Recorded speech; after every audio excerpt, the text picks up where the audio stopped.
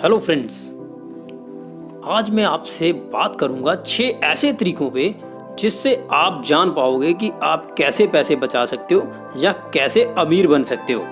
ये तरीके जो मैं आपको बताने वाला हूँ हो सकता है आपको सुनने में थोड़े से अजीब लगेंगे, मगर इन तरीकों को अगर आप अपनी ज़िंदगी में इस्तेमाल करोगे तो आपको बहुत ज़्यादा फ़ायदा मिलेगा इसमें।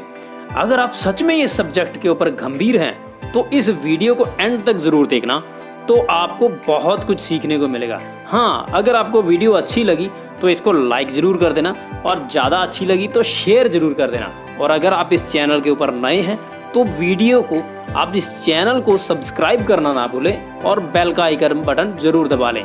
तरीका नंबर 1 ये क्या कहता है, जब भी आप कोई पैसा कमा के लाएं उस पैसे को इस्तेमाल करने से पहले उसे भगवान के सामने रखना चाहिए, जहाँ ये कहा जाए कि उस पैसे को भगवान की चरण छू जरूर करवानी चाहिए। एक बात गौर करना दोस्तों, मैंने यहाँ कोई धर्म या मजहब की बात नहीं की, मैंने कहा भगवान, मतलब आपकी आस्था जिसके भी ऊपर है उसके सामने आपको अपनी कमाई को रखना चाहिए। बुजुर्गों के अनुसार अगर हम अपने पैसे को भगवान के सामने ला के रखते हैं तो हमारे पैसे में बरकत आती है। जहाँ ये कहें कि पैसे को भगवान का छू मिलने के बाद हम पैसे को बहुत ही सोच समझ कर खर्च करते हैं, क्योंकि ऐसा करने से हमारी कहीं ना कहीं आस्था पैसे से जुड़ जाती है। इसलिए आप भी अपनी जिंदगी का नियम बनाएं कि अपनी कमाई का कोई भी पैसा पहले भगवान के सामने रखेंगे, उसके बाद ही आप उस पैसे को खर्च करोगे। चलिए दोस्तों, बात करते हैं तरीका नंबर 2 की। ये तरीका ऐसा है, जब आप इसको सुनोगे तो आपको लगेगा कि मैं बात तो बचत की कर रहा हूं, तो इस तरीके से तो खर्च होगा, मगर ऐसा नहीं है। क्योंकि जिस तरीके की मैं आपसे बात करने वाला हूं वो तरीका सिख धर्म के अंदर पिछले 500 साल से भी ज़्यादा से इस्तेमाल हो रहा है। सो इसलिए मैं ये कह सकता हूं कि ये नियम पूरी तरह से विश्वसनीय है। अगर आप किसी की भी कोई मदद करते हो तो आप बताओ कि आपको खुशी होती है या नहीं। इसका जवाब मैं जानता हूँ कि आप हाँ ही कहोगे, क्योंकि जब भी हम किसी की मदद करते हैं तो हम सबको दिल में बहुत खुशी मिलती है।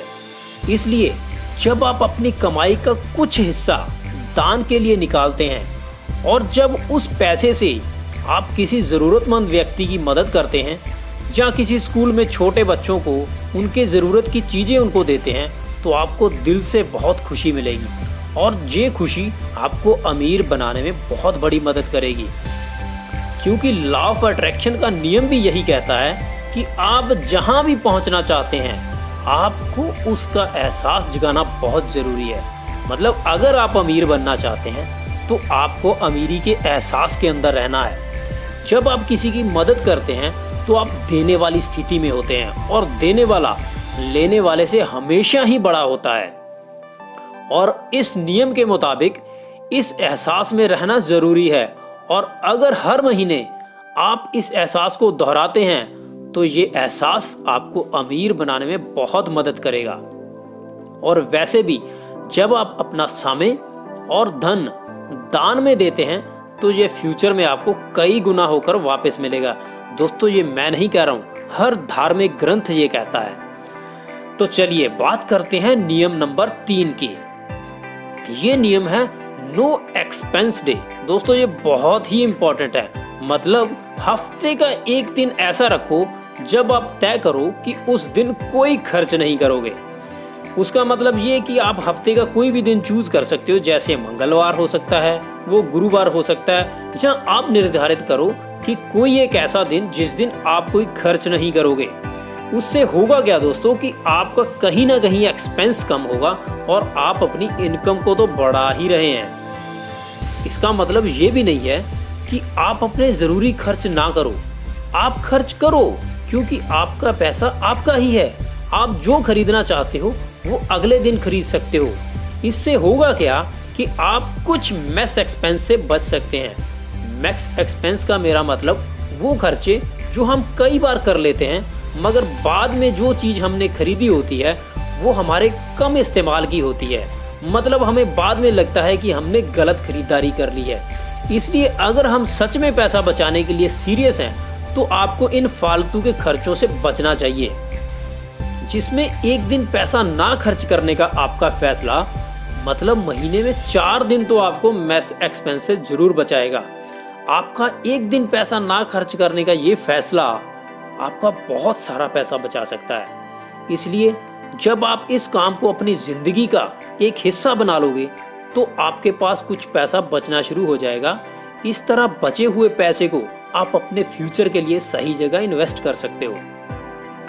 तो दोस्तों तरीका नंबर 4 ये भी बहुत इंपॉर्टेंट है। तरीका नंबर 4 क्या कहता है कि आप हमेशा कैश से ही खरीदारी करो। मेरी ये बात सुन के आपको ये लगेगा कि आज हमारी सरकार कैशलेस इंडिया की बात कर रही है और मैं आपसे कैश में खरीदारी करने की बात कर रहा हूँ। दोस्तों ये बात समझने वाली है कि जब से आप क्रेडिट डेबिट कार्ड और पेइंग ऐप का इस्तेमाल करने लगे हैं तब से आप चेक करो आपके खर्चे बढ़े हैं, कम नहीं हुए। क्योंकि जब आप किसी भी चीज को खरीदने के लिए कैश देते हैं तो आपको कैश जाने का दर्द होता है। मतलब आपने 100 का नोट दिया चाहे 2000 का नोट दिया, आपको कहीं ना कहीं उस नोट के जाने का दर्द होता है। मगर जब हम पैसा कार्ड से जब मोबाइल ऐप से करते हैं तो हमें पैसा जाने का कोई दर्द ही नहीं होता। इसलिए बहुत बार लोग ज़रूरत से ज़्यादा पैसा खर्च कर लेते हैं। इसलिए जितना हो सके आप हमेशा कैश से ही खरीदारी करें, जिससे आपके पैसे के ऊपर ध्यान रहता है। और हमेशा कोशिश करें कि जहां ज़रूरत है सिर्फ वहीं पर पैसा खर्च करें। आपकी इस एक आदत से आपका बहुत सारा पैसा जो बेवजह निकल जाता था वो बच सकता है और आपकी ये आदत आपकी सेविंग में आपकी बहुत बड़ी मदद कर सकती है।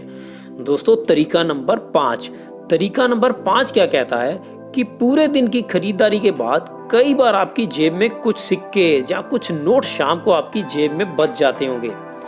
इन पैसों को आप किसी गुल्लक में डालने की आदत बना लो और हो सके तो इन छोटे छोटे नोटों के साथ कभी बड़ा नोट भी गुल्लक में डाल दिया करो। जिससे होगा ये कि मंथ एंड तक आपके पास कुछ पैसे सेव हो जाएंगे और जिन पैसों को आप ऐसी जगह इन्वेस्ट कर सकते हो जो आपके भविष्य के लिए आपकी अच्छी सपोर्ट कर सकते हैं। इसलिए जितना हो सके उतना इस तरीके को अपनी ज़िंदगी में आपको इस्तेमाल करना चाहिए। चलिए दोस्तों बात करते हैं तरीका नंबर 6 की। ये तरीका जो मैं आपको बताने वाला हूँ हो सकता है इसको सुनने के बाद आपको ये बहुत ही बकवास लगेगा, मगर आपको बताना चाहता हूँ कि ये तरीका ज़्यादातर बनिए लोग इस्तेमाल करते हैं और आप सब जानते हैं कि बनियों के पास बहुत सारा पैसा होता है। और अगर आप भी अपने पास पैसे की मात्रा को बढ़ाना चाहते हैं तो आपको इस तरीके को इस्तेमाल करना चाहिए। इसलिए मैं कह सकता हूँ कि जो तरीका मैं आपको बताने वाला हूँ ये बकवास तो बिल्कुल भी नहीं है। सो दोस्तों तरीका क्या है, आप अपने पैसे को अपने पर्स में ना डालकर किसी लिफाफे या किसी कपड़े की छोटी सी थैली में बांध कर रखिए।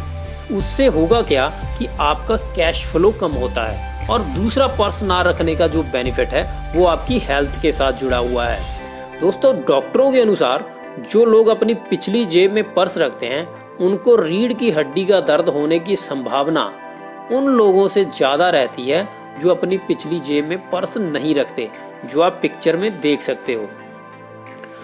इसलिए आपको अपना पैसा पर्स में ना रखकर किसी लिफाफे या कपड़े की छोटी सी थैली में रखना चाहिए, क्योंकि आपको अपना पैसा निकालने में जितनी तकलीफ होगी आपका पैसा उतना ही आपके पास रुका रहेगा।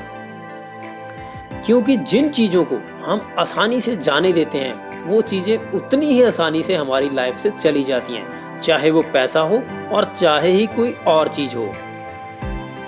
इसलिए इस तरीके को इस्तेमाल करके आप पैसे को अपनी जेब से आसानी से निकलने से रोक सकते हैं। दोस्तों अगर हो सके तो आप मुझे कमेंट में ज़रूर बताना कि आपको कौन सा तरीका अच्छा लगा और आप कौन से तरीके का इस्तेमाल करने वाले हो। और इस वीडियो को ज़्यादा से ज़्यादा शेयर करना अपने दोस्तों के साथ, ताकि वो भी पैसा बचाने की इस कला को सीख सकें।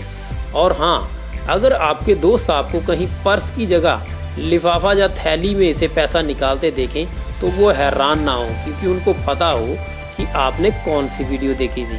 So thank you very much दोस्तों इस वीडियो को देखने के लिए।